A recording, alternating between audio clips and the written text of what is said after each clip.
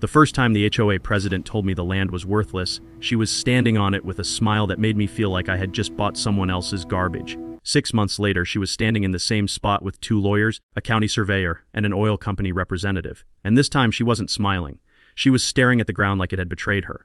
I still remember exactly what she said that afternoon. "Mr. Carter, nobody wants that piece of land. If you're willing to take it for $500, the HOA will gladly get it off our books." I should have walked away.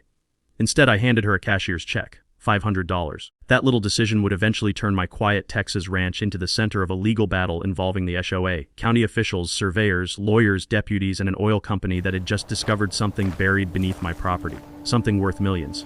But the strangest part wasn't that oil had been found. The strangest part was that the HOA already knew something was there. I just didn't know it yet. My name is Daniel Carter. I'm 42 years old, and at the time all of this started, I had been living on the same 12-acre ranch outside a small Texas town for almost 9 years. It wasn't a fancy place. My house was a single-story brick home with a wide front porch. Behind it stood an old red barn, a metal equipment shed, and several acres of fenced pasture where I kept a few cattle and 2 horses. The property sat at the end of a gravel road surrounded by large ranch-style homes. It looked peaceful. That was exactly why I had bought it. After my father died, I wanted somewhere quiet enough that I could hear myself think. The neighborhood technically had an HOA, although most people barely noticed it. At least, that's what I thought. The HOA president, Linda Whitmore, was a different story. Linda was 53, always perfectly dressed, always perfectly composed, and always convinced that every inch of the neighborhood belonged under her authority. She drove a black Cadillac SUV and wore expensive sunglasses even when the sun wasn't particularly bright. She had been HOA president for 7 years. This land is not for sale. Nobody wanted the trouble. I learned that lesson myself when she first contacted me about the small parcel of land behind my ranch. It was roughly 1.7 acres, a narrow strip of uneven ground bordered by my western fence, an old drainage ditch, and a line of trees. The HOA had acquired it years earlier after a developer abandoned a planned road extension. According to the OA records, the parcel was classified as non-buildable common property. In plain English, it was useless. At least that's what Linda told me. "You can't build on it," she said during our first conversation. "No utilities, no road access, no development potential. It's basically dead land." I wasn't interested. Then she mentioned the price. $500. I laughed. "You're serious? Completely?" She slid a folder across the table during the HOA meeting. "It's costing us money in taxes, mowing, and liability. If you buy it, the HOA doesn't have to deal with it anymore." I looked at the paperwork. The property was ugly. There were weeds everywhere, a few dead trees, and an old rusted section of fencing. But it connected directly to my ranch. That mattered. I could remove the weeds, repair the fence, and use the extra ground for grazing. $500 wasn't much, so I asked one question. "Is there anything I should know about the property?" Linda smiled. "No." The answer came too quickly. I noticed it, but I didn't understand it. Not that I signed the paperwork 3 days later. The OA transferred the parcel to me, and I paid exactly $500. Linda shook my hand afterward. "Congratulations," she said. "You officially own the least valuable land in the neighborhood." Everyone at the table laughed. I didn't. I simply took the documents and went home. For the next several months, I barely thought about the land. I repaired the fence. I cleared brush. I installed a simple gate connecting the parcel to my pasture. Nothing dramatic. Then, one Tuesday morning, I noticed something strange. There was a white pickup parked near the western boundary. I didn't recognize it. I walked outside and watched a man in a yellow safety vest standing near the fence. He wasn't doing construction. He was studying the ground. I grabbed my boots and walked toward him. "Can I help you?" The man turned around. He looked nervous. "Sorry, I thought this was county property." "It isn't." He looked at the fence, then at me. "Who owns it?" "I do." His expression changed. "Since when?" That question bothered me. "About 6 months." He looked down at his clipboard. "Okay. What's this about?" He hesitated, then he closed the clipboard. "Nothing. We're just checking some old survey information." "Who sent you?" He didn't answer. Instead, he walked back toward his truck. Before getting inside, he turned around. "Mr. Carter." "Yes. You might want to check your property records." Then he drove away. I stood there watching the truck disappear down the gravel road. That night I couldn't stop thinking about it, so I opened the property documents Linda had given me. Everything looked normal. Deed, survey, tax information, HOA transfer agreement. Nothing unusual. Then I noticed a line near the bottom of the old survey. It referenced a geological report. I had never seen the report. The next morning I called the county records office. The clerk pulled up the property file. "There are several documents attached to this parcel," she told me. "Can I get copies?" "Some of them." "Which ones?" There was a pause. "The geological assessment is restricted." My stomach tightened. Restricted by who? The HOA. That was the moment I knew something was wrong. I drove straight to the HOA office. Linda was sitting behind her desk when I walked in. She looked up. "Daniel, what brings you here?" "I want to see the geological report for the land I bought." Her smile disappeared. "What geological report?" "The one attached to the property records."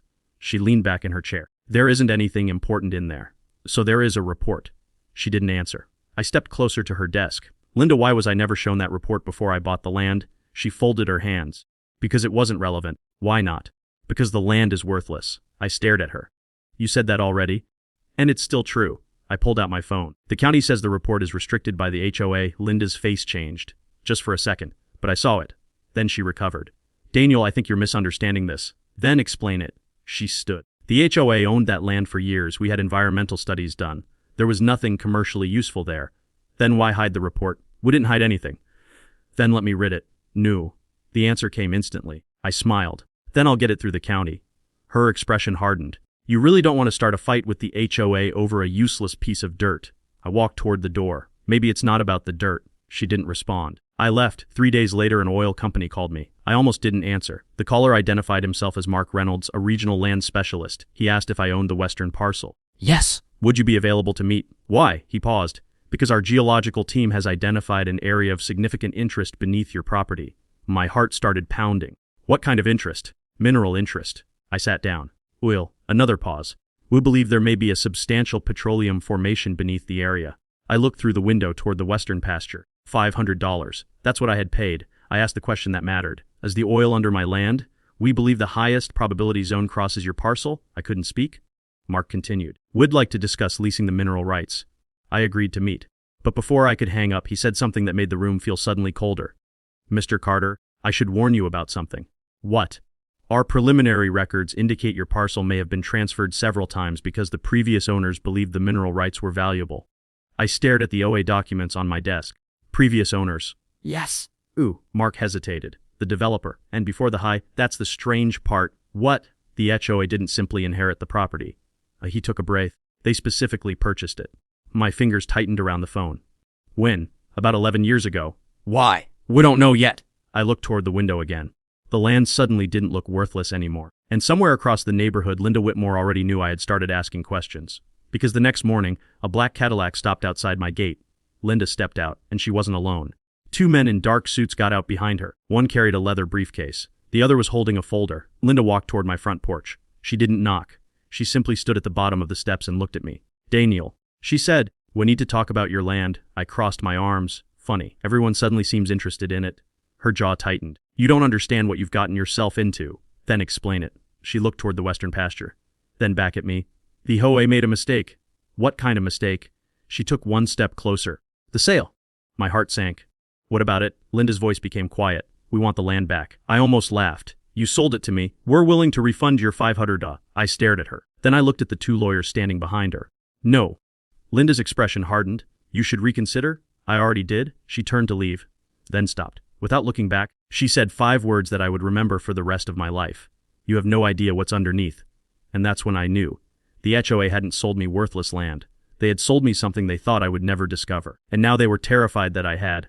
Linda's words stayed with me long after her Cadillac disappeared down the gravel road. You have no idea what's underneath. I replayed them over and over. By sunset, I had convinced myself that I was overreacting. Maybe the oil company was only interested in preliminary exploration. Maybe Linda knew about some old geological report that meant nothing. Maybe the HOA really had made an innocent mistake. But then I remembered her face when I asked about the report. She hadn't looked confused. She had looked scared. The next morning, I called Mark Reynolds from the oil company. I need everything you can legally tell me. He agreed to meet at a coffee shop in town. When I arrived, he was already waiting with a laptop and a stack of documents. He wasn't wearing the usual corporate suit. Instead, he had on a plain blue shirt and jeans. He looked like someone who didn't want attention. Before we talk, he said, I need to make something clear. Okay, we haven't confirmed commercial production yet, so you don't know if there's oil. We know there's a geological structure consistent with a potentially productive formation. That sounds like a very expensive way of saying maybe.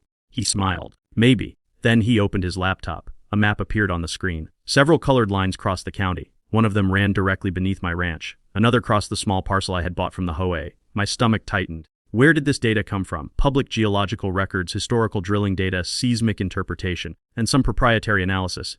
Why did you contact me? Because your parcel sits directly over the target zone. I stared at the map. How valuable? Mark leaned back. That depends on what drilling shows. So the HOA could still be right. It could be worthless. They could be right. He paused. But they aren't acting like people who believe that. That sentence hit harder than anything else. I asked him about the old geological report. Mark became cautious. I can't give you documents that aren't yours. Fair. But I can tell you this. He pointed at the screen. 11 years ago, the developer commissioned a geological survey covering this entire area. Then the HOA bought my parcel. Correct. Why? We're still investigating. What about the mineral rights? That gets complicated. How complicated? Mark closed the laptop. Your deed appears to transfer the surface estate. The mineral rights language needs to be reviewed by a qualified attorney. I nodded. I already figured that. He pushed a business card across the table. I know a property attorney who handles mineral rights. I took the card. What's the catch? There isn't one. Everyone keeps saying that. He laughed. I've noticed. That afternoon I called the attorney. Her name was Rachel Bennett. She was 46, sharp, direct, and completely unimpressed by HOA intimidation. She reviewed my documents for almost 2 hours. Then she looked up. Daniel, who drafted this transfer? The OA's attorney? Of course. She tapped the deed. Did you receive a separate mineral rights disclosure? No. Any waiver? No. Any reservation of mineral rights? Not that I saw. She leaned back. Interesting. What does that mean? It means we need the original chain of title? How far back? As far as we can go. She ordered certified records from the county. While we waited, the pressure started. First came the letters, then the phone calls, then the OA sent me a formal demand. They claimed the 500 transaction had been executed under a material misunderstanding. Their attorney demanded that I return the land. Rachel laughed when she read it. They sold you the parcel voluntarily. Can they cancel the deed? Not because they suddenly regret the price. What if they knew about the oil? She looked at me. Then we may have a much bigger problem. The next week, county officials arrived at my property. 2 black SUVs pulled into the driveway. A county environmental officer stepped out with a surveyor. They showed identification. We've received a request for preliminary site access. From whom? The official glanced at his paperwork. They're HOA. I shook my head. They don't own the property. I understand. So why are they here? He sighed. Because they're claiming an easement. I immediately called Rachel. She told me not to sign anything. Not a single document. Not even a routine access form. The county officials left. But the message was clear. The HOA was testing me. They wanted to see how much resistance they would face. That evening, I walked the property boundary. The sun was dropping behind the trees. My 2 horses stood near the fence. Everything looked normal. Then I noticed fresh tire tracks. Someone had driven across the western parcel. I followed them. They led toward the old drainage ditch. There, half hidden beneath weeds, I found a metal stake. It wasn't mine. A small yellow flag was attached to it. I pulled out my phone and photographed it. Then I found another, and another. Someone had marked the property, without my permission. The following morning, I installed cameras. Not because I wanted a fight, because I wanted evidence. 3 nights later, the cameras caught something. At 2013 am, a white pickup entered the property. A man got out. He walked toward the western boundary. Then another vehicle arrived. A black SUV. I zoomed in on the footage. The driver was Linda Whitmore. She stepped out and handed the man a folder. They stood there for several minutes. Then he pointed toward the ground. Linda nodded. The next morning, I sent the footage to Rachel. Her response came within minutes. Do not confront them. I called her. What are they doing? I don't know yet. Should I call the sheriff? Yes. Deputy Harris arrived that afternoon. He watched the footage twice. Do you recognize the other man? No. I'll see what I can find. Before leaving, he looked at me. You're not the first person to have problems with that HOA. What do you mean? He hesitated. 3 years ago, a neighbor complained that the HOA pressured him into selling a strip of land. To whom? The HOA? Why? He wouldn't tell us. That bothered me. Is there a pattern? Harris shrugged. Maybe? Then he walked away. Rachel started digging. She found something buried in the county archives. 11 years earlier, the developer had commissioned a seismic survey. 9 months after that survey, the HOA purchased several parcels. But only one of those parcels had been classified as non-buildable. Rachel called me late that evening. I found something. What? The original purchase agreement. Between the developer and HOA, yes. And there is a clause. What kind? She paused. The HOA agreed to acquire the parcel subject to confidential mineral evaluation data. My heart stopped. What does that mean? It means someone knew the land might have mineral value. Does the agreement name the mineral rights? Not directly? Then what? There was a separate memorandum. Where is it? That's the problem. It's missing. For several seconds, neither of us spoke. Then Rachel said something that changed the entire case. Daniel, I don't think the HOA sold you this land because they thought it was worthless. Why? Because I found the tax history. She emailed me a document. I opened it. The HOA had purchased the parcel for $14,800. Not $500, not even close. I stared at the number. Why would they buy something for $14,000 and sell it to me for $500? Rachel's answer was quiet. Maybe because they wanted you to believe it was worthless. That night I barely slept. At 6:30 the next morning, a truck arrived. It belonged to a private drilling contractor. The driver parked outside my gate. A second truck followed. Then a third. I walked outside. What are you doing here? The supervisor stepped down. We have authorization. From whom? He handed me a document. The paper claimed they had permission to conduct preliminary geological testing. I read the first page, then the second. At the bottom was an HOA authorization. I looked at him. This isn't my signature. We were told the HOA controlled the parcel. They don't. The supervisor looked uncomfortable. I'll make a call. He stepped aside. I called Rachel. She told me to photograph everything. So I did. Truck, license plates, documents, every detail. Then the sheriff's deputy arrived. The contractors packed up. But before leaving, the supervisor looked at me. Mr. Carter, you should know something. What? He lowered his voice. We're not the only company interested in this site. Then he drove away.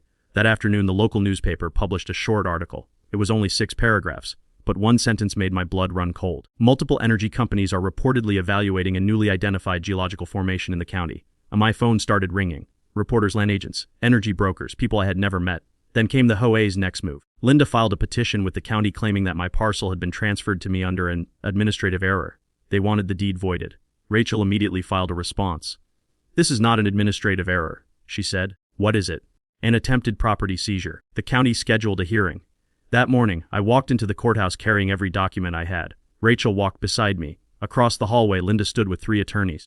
She looked confident, too confident. Then one of her lawyers approached Rachel. Ms. Bennett. Rachel turned. I believe your client would be better served by accepting the HOA's settlement. What settlement? $20,000. I almost laughed. Rachel didn't. No. The attorney frowned. You should reconsider. Rachel looked at him. Why? He lowered his voice. Because if the mineral rights don't belong to your client, he could walk away with nothing. Rachel smiled. That sounds like a threat. It isn't. Good. She turned away.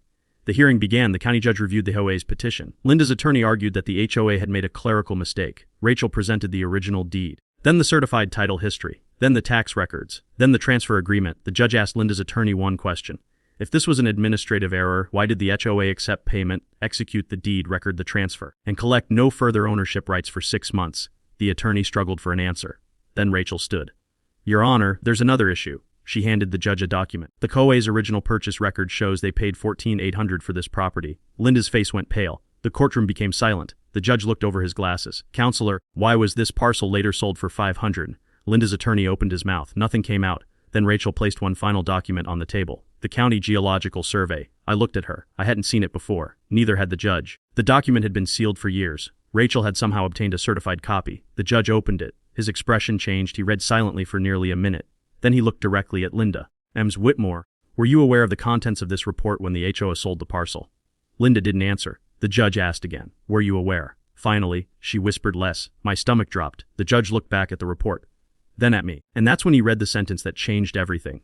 The geological assessment didn't say there might be oil. It said the property sat directly above a high-probability petroleum-bearing formation. The courtroom erupted in whispers. Linda's carefully controlled expression collapsed. Rachel leaned toward me. Daniel? What? We just found the reason they sold it to you. I looked at Linda. She was staring at the floor. And for the first time since this nightmare began, I realized something. They hadn't made a mistake. They had made a bet. They thought I would never discover what they knew. And now that the secret was out, they weren't trying to buy my land anymore. They were trying to take it. The courtroom went silent after the judge finished reading the geological report. For several seconds, nobody moved. Then Linda Whitmore's attorney stood. Your Honor, we'd like a brief recess. Rachel immediately objected. We have no objection to a recess, but we strongly object to any attempt to alter the property status while this matter is pending. The judge nodded. No transfer, sale, lease, drilling authorization, or encumbrance is to occur without this court's approval. Linda's attorney looked frustrated. The judge continued. And Ms. Whitmore, I strongly suggest that you preserve every document relating to this property. Linda finally looked at me. Her eyes weren't angry anymore. They were afraid. The hearing was postponed for 2 weeks. Outside the courthouse, reporters were waiting. I wasn't prepared for that. Microphones appeared in front of me. Mr. Carter, did you know there was oil beneath your property? Did the HOA deceive you? How much is the property worth? I stepped away. Rachel put a hand on my shoulder. Don't talk to anyone. So I didn't. I got into my truck and drove home. But the moment I reached my gate, I knew something had changed. There were 3 vehicles parked across the road. 2 belonged to news crews. The third was unfamiliar. A dark gray SUV. I parked inside the property and locked the gate. That evening, someone threw a rock through my kitchen window. Nothing was stolen. Nothing else was damaged. Just one window. A message. I called Deputy Harris. He came within 20 minutes. He examined the glass. It could be random. I looked at him. You believe that? He sighed. Nope. Thought the next morning Rachel arrived with more bad news. The HOA has hired a forensic title specialist. Why? To find a loophole. What kind? Anything they can use to challenge your mineral rights. I stared at her. Do they have a chance? They might. That was the answer I didn't want. She spread the documents across my dining table. The surface estate is clearly yours. That's not the main issue. Mineral rights. Exactly. She pointed to the old developer's records. There are references to mineral reservations. So, I don't own the oil. Not necessarily. Then who does? We don't know. I felt the excitement drain from the room. After everything, I might own the land but not what was beneath it. Rachel continued. But there's something else. She opened another file. Your deed contains a phrase called after acquired rights. What does that mean? If the previous owner had rights that were supposed to transfer but weren't properly recorded, there may be an argument that those rights followed the property. Maybe. Property law is full of maybes. I laughed bitterly.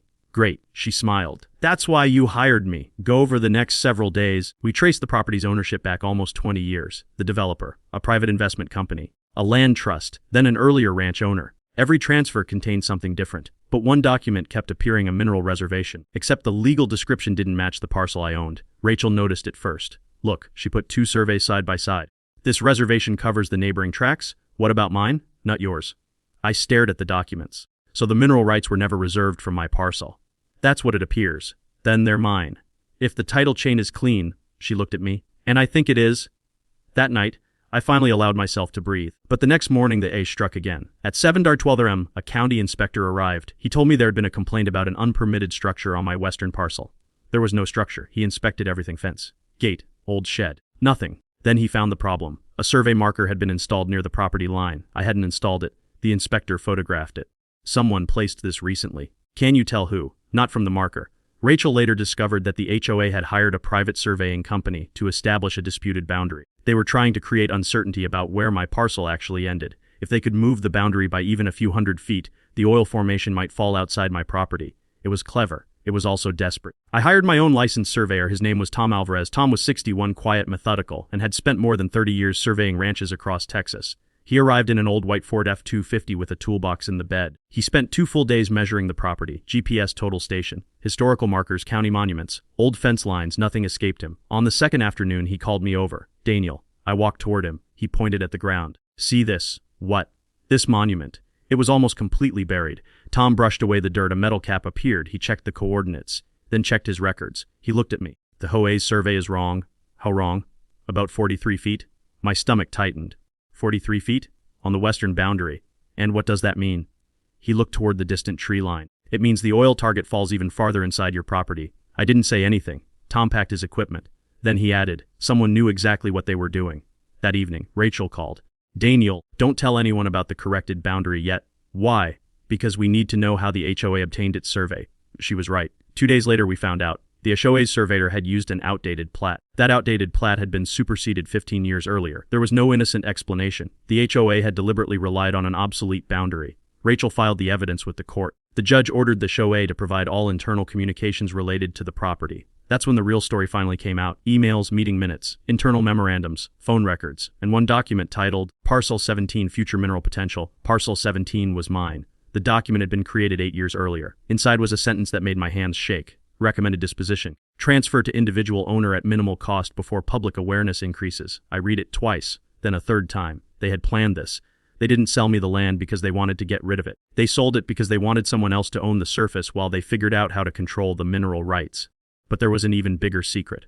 A later email from Linda to the HOA's attorney said, once drilling interest becomes public, initiate recovery of parcel based on administrative error. Rachel looked at me. They planned the lawsuit before they sold you the property. I felt sick. This was a setup. Yes. But why sell it for only $500? Because they thought you would never investigate. I sat back. For months, I had wondered whether I had accidentally gotten lucky. Now I realized I hadn't. Someone had tried to make me the perfect temporary owner. The problem was they had underestimated me. The next hearing became packed. Local reporters filled the courtroom. Neighbors sat behind me. Some had spent years afraid of Linda. Now they were watching her lose control. The judge reviewed the internal documents. Linda's attorney tried to argue that the emails were taken out of context. Rachel presented the full chain. Then she introduced Tom's corrected survey. The judge asked the HOA's surveyor to explain why an obsolete plat had been used. He couldn't. Finally, he admitted it. I was instructed to use the older plat. But whom? He looked toward Linda. Linda shook her head. The surveyor swallowed. By the HOA's property committee, the courtroom erupted. The judge demanded silence. Then Rachel introduced one more witness, Mark Reynolds from the oil company. He explained that the company had conducted preliminary geological testing. The judge asked whether commercial production had been confirmed. Not yet, Mark said. But our analysis indicates a potentially significant petroleum reserve. The judge nodded. And who owns the surface estate?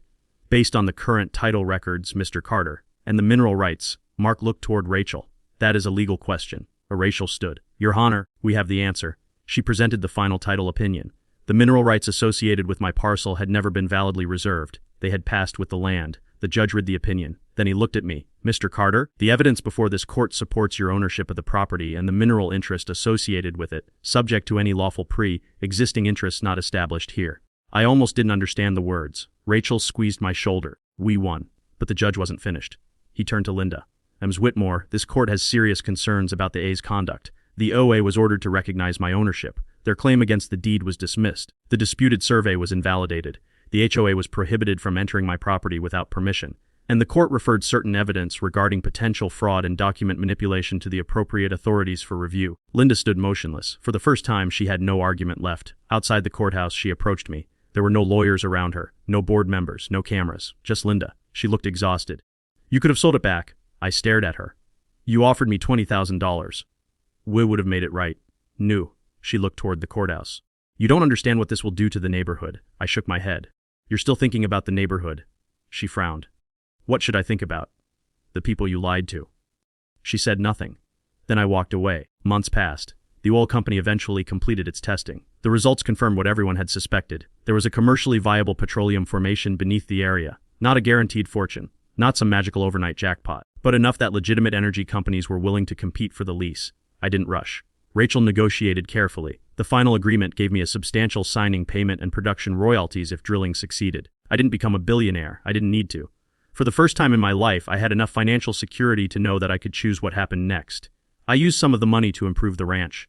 I repaired the barn, built better fencing, paid off my mortgage, and created a scholarship fund in my father's name for students in our county. But the best change happened within the neighborhood. Linda resigned as OA president. An independent audit uncovered several questionable property transactions. The board was replaced. New rules were adopted requiring full disclosure of property studies and financial interests. Neighbors who had spent years staying silent finally started speaking. One Saturday afternoon, I was repairing the western fence when an older neighbor named Frank walked up. He leaned against the post. You know what the funniest part is? What? They called that land worthless. I smiled. Yeah. He looked across the pasture. Turns out they were wrong. I laughed. But then I looked at the land. The same land I had once considered nothing more than a patch of weeds. The same land Linda had stood on and called worthless. The same land they had tried to take back. I realized something. The oil wasn't the best thing I had gained. The best thing was the truth. Because without the truth they could have taken everything. My land, my rights, my future, and maybe even my confidence. But the documents had told the truth. The survey had told the truth. The property records had told the truth. And eventually the courtroom had too. A year after the lawsuit ended, I stood on the western hill at sunset. The oil company had not yet begun full production. There were still permits to obtain and environmental requirements to satisfy. Life had returned to something resembling normal. I looked toward the red barn. My horses were grazing behind the fence. The Texas sky turned orange above the trees. Then I remembered the day Linda had handed me that deed. $500, worthless land. I almost smiled. Because the land wasn't worthless. But even that wasn't the real lesson. The real lesson was that people who underestimate you often make their biggest mistake before you even realize you're in a fight. The HOA thought were selling me a worthless piece of ground.